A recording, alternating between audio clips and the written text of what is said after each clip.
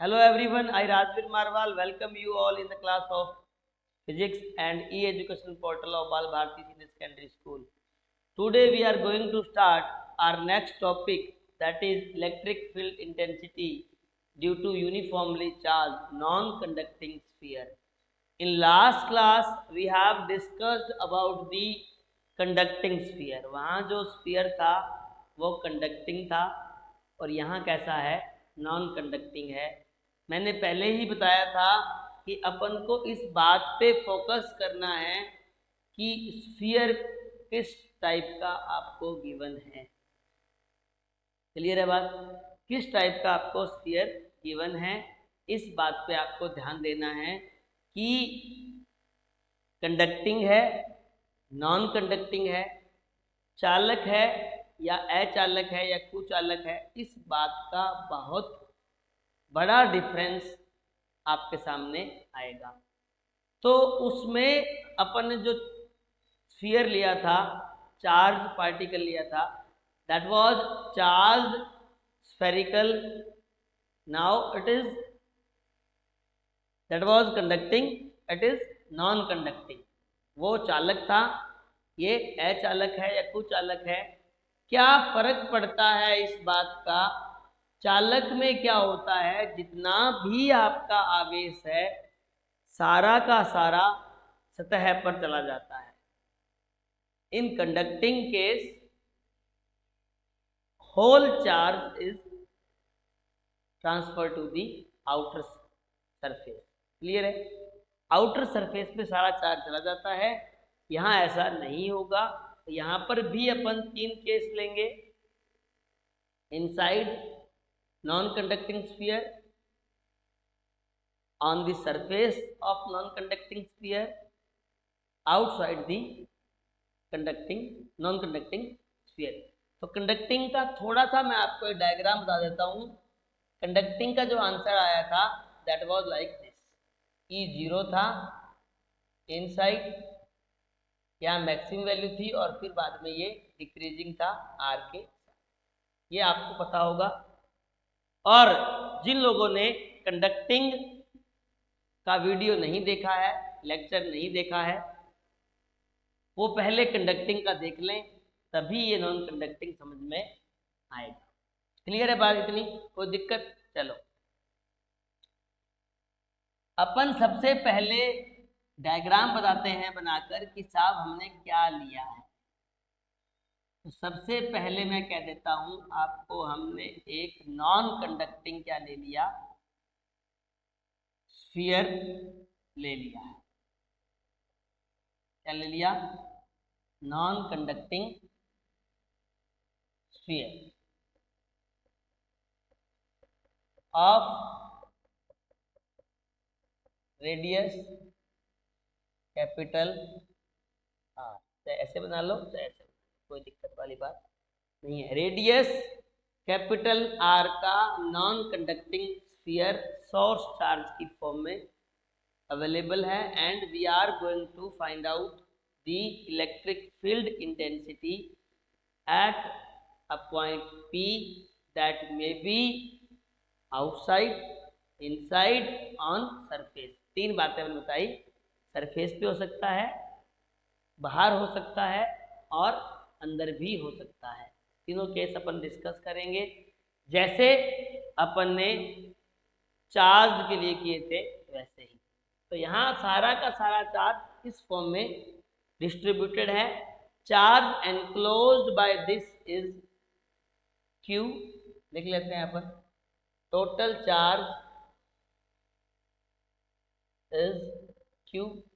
अगर यहाँ पे आपको वॉल्यूम चार्ज डेंसिटी रो निकालनी हो, क्या आएगी? Q upon 4/3 pi are cube. क्यों? ये आपका चार्ज पर यूनिट वॉल्यूम हो गया। 4/3 pi are cube is the volume of sphere. ये आप ध्यान रखें, बायो वाले खास करके, कई बार यहाँ पे उनको समझ में नहीं आती है बात। और 4 pi are square is the surface area of sphere, वो अपन यूज करेंगे। दो पॉइंट आप लिख लें, total charge is Q of sphere of radius capital R. ये ध्यान रखें कि आपने ये बात यहाँ पे पहले से एज्यूम कर रखी है। कैपिटल आर रेडियस है, क्यू चार्ज है, और rho volume charge density will become Q upon 4/3 pi are cube. अब यहाँ पर भी अपन 3 केस लेके चलेंगे और तीनों केस को 1 बाय 1 डिस्कस करेंगे। तो फर्स्ट केस के अंदर जब आप गॉसियन सरफेस को आउटसाइड दी स्फीयर लेंगे, अपन ड्रॉ करते हैं गॉसियन सरफेस।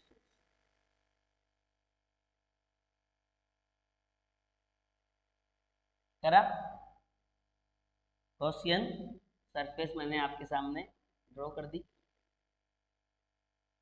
गॉसियन सरफेस क्या होगी स्फीयर के लिए? यहाँ पे भी स्फीयर, फर्क कितना ही है, ये नॉन कंडक्टिंग है, अचालक है या उचालक है। ठीक है जी। अब इसका रेडियस जो अपन ने लिया that is R small R. ये इतनी वैल्यू तो क्या हो गई? कैपिटल आर हो गई रेडियस ऑफ स्फीयर, और ये पूरी वैल्यू क्या हो गई? स्मॉल आर हो गई, पॉइंट पी, और एक एरिया स्मॉल डी एस पे अपन को निकालना है। थीटा क्या हो गया? 0 डिग्री। ये क्या हो गई आपकी गॉसियन सरफेस, गॉसियन पृष्ठ, गॉसियन पृष्ठ। कोई दिक्कत? इतनी सी कहानी में कोई दिक्कत? आपने नॉन कंडक्टिंग स्फीयर के लिए गॉसियन सरफेस बना लिया। कब? जब आपका r ग्रेटर देन r है, outside the non conducting sphere. Point कहाँ ले लिया? नॉन कंडक्टिंग स्फीयर के outside small r is greater than capital R। बहुत ही सिंपल वे में अप्रोच करना है। It should be clear in your mind कि how to start and how to finish. रट्टा वट्टा नहीं मारना है, एक एक स्टेप को समझना है, लॉजिकली सॉल्व करना है। लॉजिकली फिट बैठ रहा है मामला कि r ग्रेटर देन r है, पॉइंट P आउटसाइड है। अभी यहां पर अगर अपन फाई की बात करें तो वो आएगा E D S cos theta, वो 0 है तो बन जाएगा ई डी एस और ई इंटीग्रेशन डी एस, और ये होता है 4 पाई आर स्क्वायर। बहुत ही सिंपल, बहुत ज़्यादा simple. E D S integration D S will become 4 pi r square. Why? Because we have taken a spherical Gaussian surface, और स्फीयर का जो एरिया होता है surface area that is 4 pi r। ध्यान रखें यहाँ पे जो r लिया है दैट इज फॉर गॉसियन। तो गॉसियन सरफेस की रेडियस कैपिटल स्मॉल r है, ग्रेटर देन कैपिटल R है, तो यहाँ 4 पाई आर स्क्वायर आएगा। बहुत बार बच्चे गलती कर देते हैं लिखने में R और capital R। Outward flux phi clear है फ्रॉम डेफिनेशन। आउटवर्ड फ्लक्स या इलेक्ट्रिक फ्लक्स फाई। अब फ्रॉम गॉसियन लॉ या Gauss law, phi will be Q enclosed upon epsilon naught. Q enclosed कितना है? जितना आपका स्फीयर है उस पूरे स्फीयर को एनक्लोज कर रखा है गॉसियन सरफेस में। देखो जरा, this whole charge is enclosed by the Gaussian surface. जितना चार्ज था नॉन कंडक्टिंग स्फीयर पे कितना है? क्यू। सारा का सारा एनक्लोज्ड है किसके द्वारा? Bye the Gaussian surface. Gaussian पृष्ठ ने क्यू आवेश को परिबद्ध कर रखा है, तो यहाँ क्यू आ जाएगा, बटे में एप्सिलॉन नॉट आ जाएगा 0.2। 1 and 2 equation from equation 1 and 2 क्या होगा, ये भी 5 ये भी 5, both are equal. E4 pi are square is equal to Q upon epsilon naught. E will be Q upon 4 pi are square epsilon naught, और 4 pi epsilon naught is K और KQ upon are square. This is similar to the conducting sphere. जब conducting था तब भी outside का expression ये ही आया था। क्लियर है? जब आपका कंडक्टिंग था तब भी यही आया था। तो नॉन कंडक्टिंग हो चाहे कंडक्टिंग हो, outside the sphere electric field intensity will be equal. Very very simple. Clear है? कोई दिक्कत वाली बात है ही नहीं। पूरा का पूरा चार्ज उसने एनक्लोज कर रखा है, वहां सरफेस पे था और यहाँ पूरे पे है, तो पूरा अभी भी एनक्लोज इसने किया हुआ। कोई दिक्कत? तो रिजल्टेंट अगर अपन को लिखना हो तो अपन यहाँ लिख सकते हैं, टेबल बना देंगे। E की जो वैल्यू आई है that is KQ upon are square when R greater than R, और you can say point is outside. बहुत ही सिंपल तरीके से अपन ने यहाँ पे लिख दिया, समझ में आ जाएगा। ठीक है, दिक्कत नहीं होनी चाहिए, कोई दिक्कत नहीं है यहाँ तक। चलो जी, अगला इसी में स्टेप 2 लेते हैं। जिन लोगों ने नहीं देखा है कंडक्टिंग वाला वो पहले देख लें, और ज़्यादा क्लैरिटी आपको मिलने वाली। सेकंड इसमें अपन केस डिस्कस कर लेते हैं। सेकंड केस क्या बनेगा प्यारे बच्चों? On R is equal to R on the surface of sphere। कौन सा? Non conducting sphere. जब आपका पॉइंट यहां से जाता जाता कहां पहुंच जाएगा? गॉसियन सरफेस इसी के ऊपर आपने ली है। एक कल्पना करते हैं मात्र, आपने सिर्फ एक अजम्पशन लिया होता है, और इसी के ऊपर अपन कहते हैं कि ये लो साहब, इसी पार्ट पे आपकी गॉसियन सरफेस भी है। पॉइंट P कहाँ आ गया? इसके जस्ट ऊपर। तो अब कोई चेंज नहीं हुआ, चार्ज एनक्लोज उतना ही है जैसे कंडक्टिंग के लिए किया था, उसी वे में अपन यहाँ पर भी सॉल्व कर सकते हैं। कैसे? फर्क क्या पड़ेगा? सिर्फ E is equal to KQ upon R की जगह आ जाएगा कैपिटल R स्क्वायर। कोई दिक्कत? R is equal to capital R से रिप्लेस कर दो, क्या आ जाएगा? KQ upon R square. Very very simple, यहां तक भी कोई दिक्कत नहीं होनी चाहिए। इसको बच्चा टेबल में लिख देते हैं। R का बहुत विशेष ध्यान रखना है आपको, ये कॉमा है भाई, this comma. R equal to R on surface, यहां तक कोई दिक्कत? आउटसाइड बात कर ली, सरफेस पे बात कर ली, एक बचा है जो कि इंपॉर्टेंट है। वहां क्या था? कंडक्टिंग के केस में inside the sphere there was no charge, charge was on the outer surface. तो E 0 हो गया क्योंकि वहां Q 0 हो गया था, Q enclose was 0 and answer was 0। E 0 था inside conducting sphere, electric field intensity inside a conducting sphere or any conducting surface will be always 0। Clear है? बट जब आपने इसको नॉन कंडक्टिंग में कन्वर्ट किया है तब कुछ और होने वाला है, और that will be very very interesting. कैसे? Let's see. थर्ड केस की अपन बात करेंगे, यहां तक कोई प्रॉब्लम नहीं होनी चाहिए। दोनों केस के आंसर अपन ने यहाँ पे लिख दिए कि एक बार तो दोनों सिमिलर है, these are the similar to the conducting. तो पहले कंडक्टिंग का वीडियो आप देखें।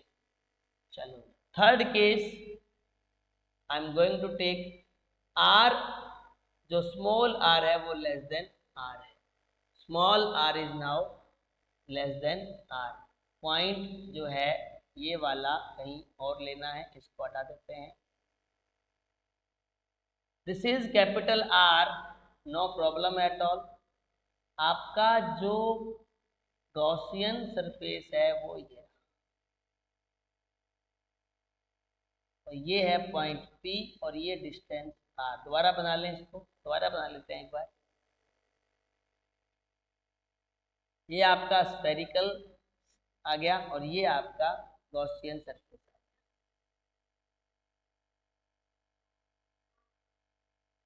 क्लियर है? इसका रेडियस स्मॉल r है और ये पूरा कैपिटल R है।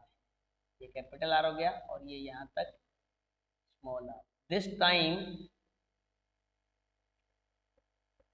time electric charge enclosed by Gaussian surface will not be zero। ये है गॉसियन आपकी सरफेस इनसाइड, ये कैपिटल R है और ये यहाँ तक स्मॉल r है। ठीक है, यहाँ आपका पॉइंट P है जहाँ पे अपन को electric field intensity find out करनी है। ये ध्यान रखें इसी बात, कैसे आपने करना है। R greater than less than R के लिए और अपन कहेंगे inside the non conducting sphere. Clear है? अब यहाँ बहुत इंपॉर्टेंट बात आपको ध्यान रखनी है। पहले तो मैं सिंपल करता हूँ, यहाँ पे अगर फाई निकालना हो तो वो तो आएगा EDS cos थीटा और दैट विल बी थीटा। यहाँ पर भी क्या है, theta is equal to 0। Small area आपने DS लिया और DS में उसके बीच में एंगल कितना है, 0 डिग्री। ये तो बन जाएगा EDS cos 0 1 हो गया, ये बन जाएगा E इंटीग्रेशन DS और ये बन जाएगा E 4 पाई r²। मैंने पहले ही आपको बताया था कि अपन यहाँ 4 पाई r² ही लेंगे। थर्ड केस में मैंने आपको क्वेश्चन नंबर 1 लिखी है, कोई दिक्कत वाली बात नहीं होनी चाहिए। थर्ड केस में इक्वेशन 1 क्लियर है, ये E 4 पाई r² ही आएगा क्योंकि ये गॉसियन सरफेस के एरिया की बात कर रहा है। तो गॉसियन सरफेस का एरिया यहाँ से निकालना था आपको, ये देखकर कितना है 4 पाई r²। कोई दिक्कत? यहाँ कंफ्यूज नहीं होना है, कंफ्यूज हुए और आपका मामला गड़बड़ हुआ। अब आती है बात, क्या गॉसियन सरफेस कुछ चार्ज एनक्लोज करेगी? तभी लगाएंगे फॉर्मूला। पहले अपन निकालते हैं charge enclosed by Gaussian surface. क्या कुछ चार्ज एनक्लोज करेगी? अपन उसको Q डैश मानते हैं। टोटल चार्ज एनक्लोज नहीं कर रही है और चार्ज 0 भी नहीं है। कंडक्टिंग के केस में चार्ज 0 था। क्यों था? क्योंकि कंडक्टिंग के केस में सारा का सारा चार्ज आउटर सरफेस पे था और आपने जैसे ही पॉइंट को इनसाइड लिया वहाँ पे चार्ज एनक्लोज 0 मिला और आपने सिंपली इलेक्ट्रिक फील्ड क्या कर दिया, 0। पर in the case of this non-conducting sphere, the total charge is not 0. This is distributed uniformly. Then it will depend upon the size of Gaussian surface. Yeah, you can say area of Gaussian surface. तो R पे depend करेगा Gaussian surface की radius कितनी है, इस पे depend करेगा। तो इसकी बात अपन यहाँ कर रहे हैं। तो charge enclosed by Gaussian surface अपन ने मान लिया Q डैश है।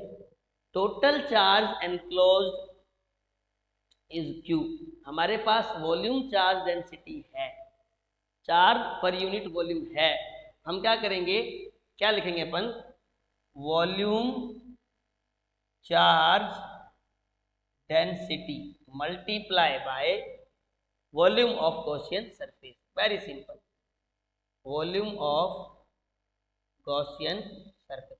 हमारे पास यूनिट वॉल्यूम का चार्ज अवेलेबल है, हमने गॉसियन सरफेस द्वारा चार्ज निकालना है, उसके लिए उसके वॉल्यूम से क्या कर देंगे, इसको मल्टीप्लाई कर देंगे और हमारे पास क्या आ जाएगा, charge enclosed by the Gaussian surface inside. Clear है? आउटसाइड तो पूरा चार्ज एनक्लोज कर रही थी गॉसियन सरफेस, इन साइड तो डिपेंड करेगा कम कर रहा है, ज्यादा कर रहा है, बड़ा, ये ध्यान रखें आप। समुद्र के बाहर चक्कर काटो, समुद्र का पानी पूरा आपका, पर आपने एक बार गिलास से लिया, एक बार बकेट से लिया, तो उतना ही पानी आपके पास आएगा। तो साइज पे डिपेंड करेगा इन साइड कितना आपने लिया। तो volume charge density is rho volume of Gaussian surface, ये ध्यान रखना है, 4/3 पाई आर क्यूब। मैंने यहाँ पे कैपिटल आर लिया था क्योंकि वॉल्यूम चार्ज डेंसिटी पूरे स्फीयर की निकाल रहे हैं, तो पूरे स्फीयर क्या ले लिया, वॉल्यूम। यहाँ अपन को वॉल्यूम ऑफ गॉसियन सरफेस लिखना था, तो यहाँ क्या आएगा, स्मॉल आर क्यूब आएगा। ये इंपॉर्टेंट चल रहा है बहुत ही भाई। रो की वैल्यू है Q upon 4/3 pi are cube into 4/3 pi are cube. 4/3 से कैंसिल, 4/3 पाई से आर क्यूब, पाई से pi cancel, will get Q R cube upon are square, R cube, Q R cube upon R cube. Capital R small R का आपको इस तरीके से ध्यान रखना है। कोई दिक्कत? आई होप यहाँ तक कोई दिक्कत नहीं है। जहाँ मैंने Q कैलकुलेट किया है उसको नंबर आप बोल देंगे 2, या यहाँ लिख देते हैं Q dash is equal to आ गया capital Q R cube upon R cube number 2। ये हो गया आपकी बात। अपन ने charge enclosed by Gaussian surface निकाल दिया। अब हमारे पास चार्ज है तो हम गाउस लॉ अप्लाई करके, गाउस का नियम, हमने आवेश कितना गॉसियन पृष्ठ ने परिबद्ध किया है वो निकाल लिया। सॉरी। अब अपन गॉसियन लॉ अप्लाई कर सकते हैं। तो ये क्यू नोट अपन यहाँ यूज कर लेंगे, आप लोग अपने पास रखें, मैं यहाँ से इसको हटा रहा हूँ। क्यू डैश अप्लाई करेंगे बाय गॉस's लॉ, क्या होगा, phi is equal to Q dash upon epsilon naught. Q dash क्यों लिखा, Q enclosed by Gaussian surface is now Q dash. उसकी वैल्यू क्या है, Q R cube upon epsilon naught R cube से number 3। बहुत ही सिंपल शानदार expression आने वाला है, Q R cube upon epsilon naught R cube. चलो जी, इसको मैं यहाँ से हटा रहा हूँ, लिखा हुआ है आपके पास। अब देखो from equation 1 and 3, from equation 1 and 3, ये भी इंपॉर्टेंट है। या तो आपसे एग्जाम में कंडक्टिंग पूछेगा या आपसे एग्जाम में नॉन कंडक्टिंग पूछेगा। एक क्वेश्चन यहाँ से बड़े मार्क्स में, 4 मार्क्स में आने ही वाला है। और ये पूछता है क्या नॉन कंडक्टिंग स्फीयर के इनसाइड इलेक्ट्रिक फील्ड 0 होता है, तो अपन कहेंगे नहीं होता, कंडक्टिंग के होता है। इसका अपन अभी निकाल रहे हैं। क्लियर है? 1 एंड 3। तो electric field E is equal to 4 pi are square is equal to Q R cube upon epsilon naught R की पावर 3। ठीक है, बन जाएगा E is equal to R cube से आर क्यूब कट जाएगा, Q are upon 4 pi epsilon naught R cube. तो ये बन जाएगा के बन जाएगा ना, के क्यू अपॉन आर क्यूब। बहुत ही शानदार, k Q into r upon R cube.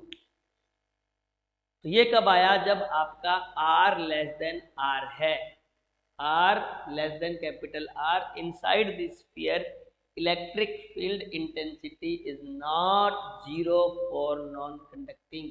कुचालक या अचालक गोले के लिए अंदर स्थित किसी बिंदु पर विद्युत क्षेत्र की तीव्रता 0 नहीं होती, शून्य नहीं होती। क्या होती है, K Q are upon R cube. अब इसको लिखते हैं एक बार। ई क्या आ गया आपका, K capital Q small R upon R cube, are less than R inside. अब क्या होगा, यहाँ कहानी समझ में आ जाएगी। ये टेबल बन गई बहुत ही शानदार वाली। अपन ने तीनों केस डिस्कस कर लिए, जैसे वहाँ किए थे यहाँ पर भी कर लिए। यहाँ पे अपना E0 नहीं आया, E तो प्रोपोर्शनल टू R आया है। देखो गौर से, यहाँ पे K कांस्टेंट है, कैपिटल Q कांस्टेंट है, कैपिटल R भी कांस्टेंट है, बिकॉज वो तो गिवन स्फीयर की रेडियस है। वेरिएबल क्या हो गया, यहाँ पे R बढ़ाने पर E बढ़ता है। Inside the sphere when we will increase the radius of Gaussian surface, electric field intensity also increase. कब तक इंक्रीज करेगी, जब तक मैक्सिमम वैल्यू नहीं आ जाती, और फिर क्या करता है, डिक्रीज करता है। तो यहाँ तक बहुत शानदार वाला एक्सप्रेशन आपके सामने है। सरफेस का निकाल लिया, इनसाइड निकाल लिया, आउटसाइड निकाल लिया। अब इसका अपन को ग्राफ बनाना है, ठीक है। और मैक्सिमम क्या होगा देख लो एक बार, ये बढ़ता हुआ आ रहा है, आर चेक करते हैं। चलो एक बार इन तीनों को अपन चेक कर लेते हैं, यहाँ लिख के दोबारा से। यहाँ तक कोई दिक्कत है क्या, नहीं है। वॉल्यूम चार्ज डेंसिटी के कॉन्सेप्ट से कितना चार्ज एनक्लोज किया है वो फाइंड आउट कर लिया, और उसी को अप्लाई करते हुए अपन ने गाउस लॉ लगा के electric field intensity find out करी, जो कि जीरो ने आकर k Q are upon capital R cube आई है। चलो क्या आ गया अपने पास, इसको जरूरत नहीं है, इसकी भी अब नीड नहीं है। अपने पास ये चार वैल्यू जो आई हैं, E इज इक्वल टू के Q upon are square, r greater than R, E is equal to के Q upon capital R square, r equal to R, और E इज इक्वल टू के Q are upon R cube, are less than R. पहली बात तो अगर मैं इस equation में r इक्वल टू आर रखता हूँ तो आंसर आता है K Q upon are square, तो ओके है। इसमें भी अगर मैं r इक्वल टू आर रखूँगा तो आंसर आएगा K Q capital R upon R cube, K Q upon. देखा आपने कुछ, देखा आपने कुछ, मतलब ये इक्वेशन सही है। इनमें अगर r इक्वल टू आर रखते हो आप किसी भी इक्वेशन में, तो आपका एक्सप्रेशन के क्यू अपॉन आर स्क्वायर आ रहा है, और ये के क्यू अपॉन आर स्क्वायर ही आपकी मैक्सिमम वैल्यू यहाँ पर भी है। क्या है ये, मैक्सिमम वैल्यू है। कैसे है, E इज इक्वल टू के क्यू अपॉन आर स्क्वायर, और के की वैल्यू है 1 upon 4 pi epsilon naught Q upon are square, और ये हो गया Q upon epsilon naught 4 pi are square, और ये है एरिया, तो सिग्मा अपॉन एप्सिलॉन नॉट। हो गया कांस्टेंट, मैक्सिमम एंड कांस्टेंट। कोई दिक्कत यहाँ पे नहीं होनी चाहिए। तो आपके पास तीनों केस आ गए। ग्राफ बनाने की अपन कोशिश करते हैं, कौन सा मैक्सिमम होगा कौन सा मिनिमम। तो अपन देखते हैं एक बार तीन केस, इनसाइड, आउटसाइड और सरफेस। इनसाइड क्या हो रहा है, देखो r less than R, R यहाँ ले लिया अपन ने, यहाँ लेते हैं r लेस देन आर, यहाँ के लेते हैं r इक्वल टू आर, और इसके आगे का एरिया हो जाएगा r ग्रेटर देन, ठीक है। इधर आपका इलेक्ट्रिक फील्ड आ जाएगा। तो r इक्वल टू आर पे तो एक वैल्यू है फिक्स, ये रही, दैट इज के क्यू अपॉन आर स्क्वायर।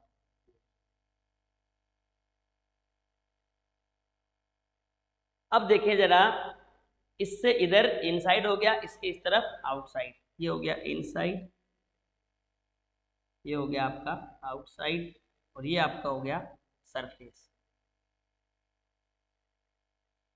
अब देखो E प्रोपोर्शनल टू R है, लेस देन R के लिए ये R less than R, E is proportional to R। कैसे, ये कांस्टेंट ये कांस्टेंट ये constant, proportional to R, R बढ़ेगा तो E बढ़ेगा, मतलब लाइन कैसे बनेगी, straight line. E proportional to R, और जैसे यहाँ पहुंचेगा इसको जस्टिफाई कर रहा है ये रहा।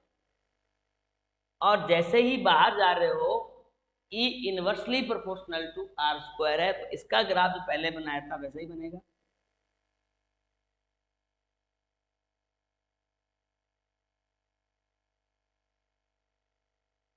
ऐसा, तो ये ग्राफ आपका बनकर आएगा, ये बाहर,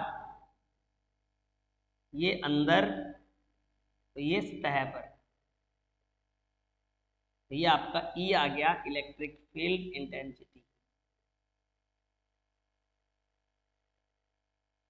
इधर आपका रेडियस आ गया, इधर आपका इलेक्ट्रिक फील्ड आ गया, ये ऐसे इंक्रीज कर रहा है, फिर वापस डिक्रीज कर रहा है, और एक पॉइंट पे ये यहाँ पे क्या आ गया आपका maximum, sigma upon epsilon not, बोल दो जाके क्यू अपॉन आर स्क्वायर बोल। ये आपका फाइनल ग्राफिकल रिप्रेजेंटेशन हो गया किसका, जब आपने इलेक्ट्रिक फील्ड इंटेंसिटी निकाली है नॉन कंडक्टिंग स्फीयर के लिए। तो कितना फर्क आया कंडक्टिंग और नॉन कंडक्टिंग में, उसका अगर अपन ग्राफ बनाए तो वो ग्राफ आगे वाला ऐसा था, ऐसा था, ऐसा ग्राफ उसका बना था।